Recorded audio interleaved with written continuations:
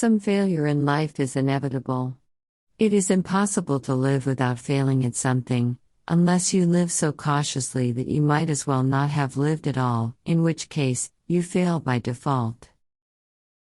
It is perfectly possible to live a very moral life without a belief in God, and I think it's perfectly possible to live a life peppered with ill-doing and believe in God.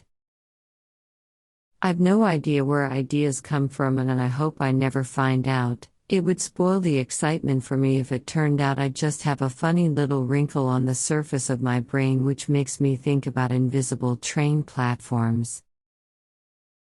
You've got to be prepared for hitting wrong notes occasionally, or quite a lot. That's just part of the learning process. And read a lot. Reading a lot really helps. Read anything you can get your hands on. I don't think there's any harm at all in allowing a kid to fantasize.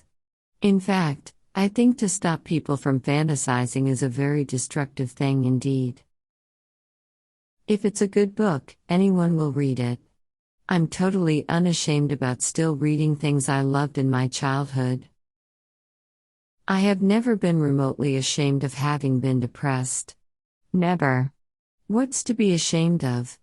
I went through a really rough time and I am quite proud that I got out of that. Life is difficult and complicated, and beyond anyone's total control, and the humility to know that will enable you to survive its vicissitudes. Are you the sort of person who gloats when they see a woman fall, or the kind that celebrates a magnificent recovery? I was set free because my greatest fear had been realized, and I still had a daughter who I adored, and I had an old typewriter and a big idea.